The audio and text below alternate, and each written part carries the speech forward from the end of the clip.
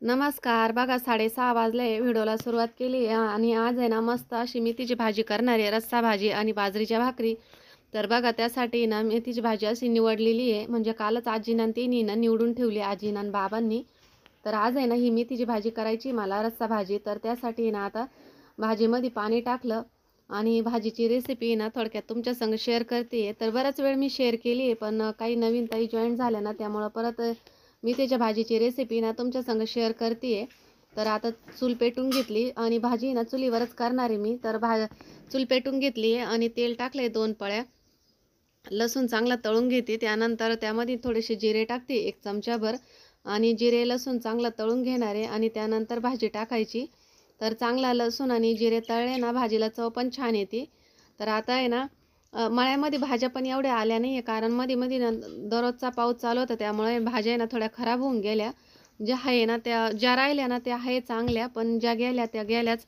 तर जास्त भाजीपाला नाही आहे आता मळ्यामध्ये, पण आम्ही पण विकतच आणतो आता भाजीपाला, त्यामुळं विकतचीच भाजी ही पण मळ्यामधली नाही आहे. आमच्या मळ्यामध्ये टाकलेली होती ना ती खराब होऊन गेली. तर चला आता आहे ना मी तिची भाजी परतून घेते चांगली आणि तिचा कडूपणा जळेपर्यंत आहे ना भाजी चांगली परतून घ्यायची, म्हणजे आहे ना कडू भाजी लागत नाही आणि पित्त पण होत नाही. तर चला आता आहे ना भाजी परतून घेते आणि मसाला भाजी परतेपर्यंत आहे ना मसाला पण आज आहे ना मिक्सरमधूनच काढून आणते, म्हणजे शक्यतो मिक्सरमधूनच करते मी. कधी मध्ये पाट्यावरचं वाटवते, पण पाट्यावरले वाटलेले भाजीची चव खूप छान येते. तर बघा मस्त अशी भाजी पण आता शिजली आहे, म्हणजे अर्धवट शिजली आहे. पाणी तिथलं तिच्यामध्ये थोडंसं ते कडू पाणी ना जळून देऊ आपण आणि त्यानंतरच मग आहे ना मसाला कालून घालायचा, म्हणजे असंच म्हणते आमच्याकडं. तर मसाला घालू त्याला नंतर. तर आहे ना आज मळ्यामध्ये जायचं आहे. मळ्यामध्ये म्हणजे एवढं काही खास काम नाही आहे, पण आहे ना उळ्यामध्ये थोडंसं गवत होईल, म्हणजे रोप टाकलेलं आहे ना आम्ही, त्यामध्ये थोडंसं गवत होईल ते काढायचं आहे. थोडं मोठं मोठं गवत आहे ना ते उपटून घ्यायचं आहे आणि छोटं राहील ते राहील. एकटीच जाणार आहे मळ्यामध्ये, 2-3च वाफे आहे, त्यामधलंच काढायचं आहे गवत. तर आधी ना भाजी वगैरे करून घेते म्हटलं. दुपारी पण आहे ना लई ऊन पडतं ना, त्यामुळं मग दुपारी एकटीला कंटाळा येतो, त्यामुळे आहे ना सकाळी मी लवकरच जाणार आहे ओळ्यातलं गवळ काढायला आणि मग घरी येणार आहे 2-3 वाफे झाल्यानंतर.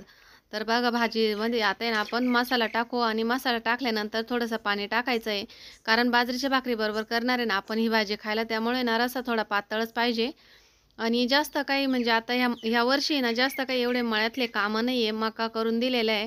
पण आमच्याकडं काय झालं माहिती ना, मकाची वाढच खुंटून गेली. ही मकाची वाढच झाली नाही आहे चांगली, कशामुळं काय माहिती, पण वाढलेल्या नाही आहे बघा मका सर्व एवढ्या काम खास. आवरलंय. मी वावरात आली आता. इथं माळ्यामध्ये रोपाच्या वावरात गवत आहे ते काढायला आली आहे. तर घरामधलं सगळं काम आवरलं, म्हटलं चला आता रोपातलं गवत काढून येऊ. आणि ऊन पण खूप पडलंय, पण मग पाहू येतं का काय काढता. काल पाणी भरेल आहे ना, जर ऊन जास्त कडक पडलं तर मग वाळून जाईल, ते काढायला खुडून जाईल ना, त्यामुळे मग आता आली आहे. तर चला रोप पण दाखवते. हे बघा माझ्या मागं आमची मक्काच वाढली नाही यावर्षी, छोटी छोटीच राहून गेली. हे अशी मक्का आहे. तर बघा असं रोप आहे आणि रोपामध्ये जे मोठं मोठं गवत आहे ना ते काढायचं होतं, पण ओलं जास्त होतं ना, त्यामुळं काही काढता आलं नाही. रात्रीच पाणी भरलेलं होतं आणि जास्त ओल्यामुळं काढता नाही आलं, त्यामुळं आहे ना मग मी लगेच घरी निघून आले. तर उद्या परवा जाईल असं थोडंसं सुकल्यानंतर. आणि आता आहे ना गोठ्यामध्ये आली आहे म्हशींचं आवरण्यासाठी. विराज गेलाय भुसा आणायला, तर त्यामुळे आहे ना मग मी आली आज गोठ्यामध्ये आवरायला. तर म्हटलं मी घेते आज आवरून, तू भूस घेऊन ये तोपर्यंत. आणि म्हशींनी किती राडा केलाय, तर भरपूर असा राडा केलाय. आणि इथं तुम्हाला ते ड्रम दिसतंय ना, ते गोमूत्राची भरलेले आहे, त्यामुळे ते तिथंच ठेवतो आम्ही. शेतीच्या खतासाठी ना उपयोगी येतात ते, म्हणून तिथंच ठेवून दिलेले आहे. आता मी ना गोठ्यातला आवरून घेते काय सर्व. चालू आहे, काय चालू आहे, काय करायचंय. हा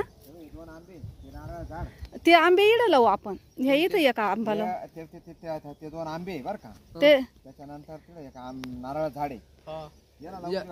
3 आंबे, 3 नारळ झाड, 4 आंबे, 1 नारळ झाड आहे. याला काय करू आपण, हे इथं खंदून या या खड्ड्यामध्ये एक लावायचं. नाही नाही नाही नाही तसं नाही म्हणत मी. एवढी कापणी काढून घेऊ, ही कापणी.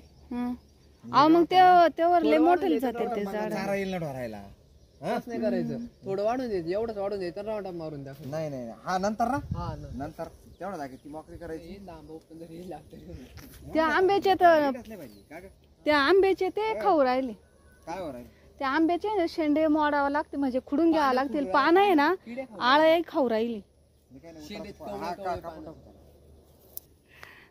आम्हाला तर त्या तिकडे लावायचे होते ते. नाही नाही तळाच्या कडाला. हम्म. तळाच्या कडाला नको काही नको तुम्हाला ऐका वाटलं त्या कडाला आंबे लावून द्यायचे. इकडे द्या. कुठं ये इकडं. असं आंबा माझा ना आंबा आहे. हा, ते लय बरं. तळ किती भरलं रे? तर अर्धे कर भरायचे. हे इथला आंबा हा लावेल नाही बरं का, हे आलेले नाही म्हणजे लावेल नाही, रोप विकत आणेल नाही ह्या आंब्याचं. हे आता इकडे एक उतारला ना हा उतरेल हे आंबे सगळे. याला राहू देऊ ना असं याला काय होतं हा, याला बी राहू दे, याला माती टाकेल आम्ही शेंगाईची. हा पण तसंच राहून देऊ. आणि ते तिथलं नारळ झाडाला मीठ आण भैया, मीठ टाकून दे. ते तिथं आहे नारळ झाड ते. राऊंड अपनी गंदी होत नाही जळतो. जरा एखादं. आम्ही तिकडं मारून पाहिलं होतं ना या गावाला मारायच्या 2-3 याच्यावरती जळलंच नाही ते अजून कसून सुटलं. तिकडे गावात जळाला आहे ना ते. कोणतं तर बघा आंबे लावायचं आहे ना नियोजन झालंय. आता कुठं आंब्याचे झाडं लावायचे ते आम्ही विकत आणलेले आंब्याचे झाडं आहे ना ते लावायचे होते. म्हणजे भरपूर दिवस झाले, महिना झाला आणून पण लावलेलेच नाही अजून. तर त्याला जागाच नव्हती त्यामुळं तसेच होते. तर आता इथं आली मी कोरपड घेण्यासाठी.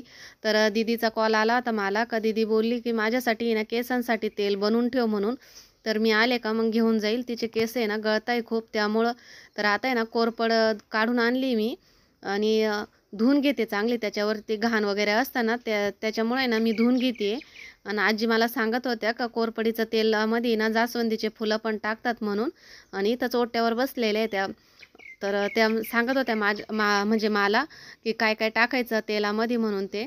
तर इथं आहे ना आता मी काय करते कोरपड आणली ना स्वच्छ धुवून तर ती मधोमध असे कापून घ्यायचे, काटे काढून टाकायचे एका साईडचे आणि कापून घ्यायची. तर हे बघा असे 2 भाग करायचे तिचेवाले आणि त्यामध्ये ना मेथी भरायची.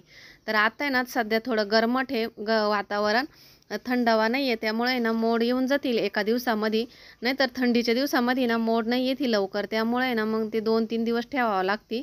तर आत्ता सध्या आहे ना मी असं कोरपडीमध्ये ना मेथी भरून ठेवून देते 1 दिवसासाठी मोड येईपर्यंत.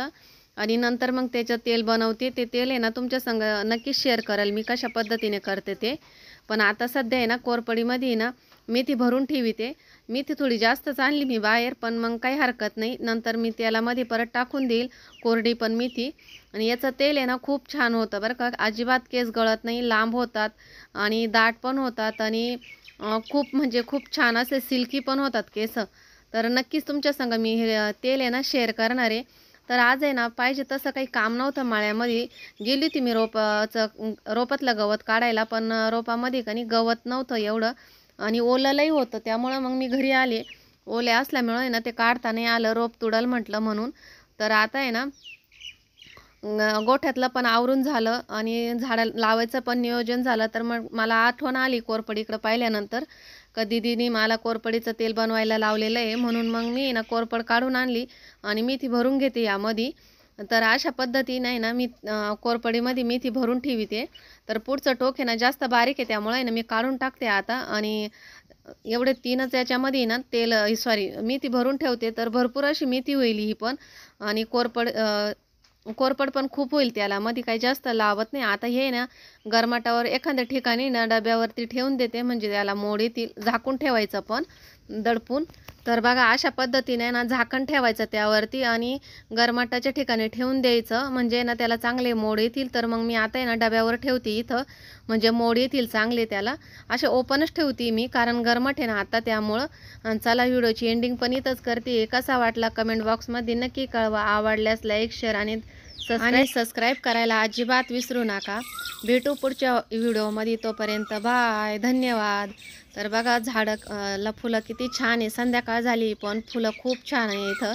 तर मी दाखवते. आणि कसं आपल्या दारासमोर फुलं जर असले ना दारापुढची शोभा आहे ना तीच अंगणाची शोभाच वाढते. खूप छान दिसतात फुलं आणि खूप भारी वाटतात. तर मला खूप आवडतात फुलं, खूप भारी.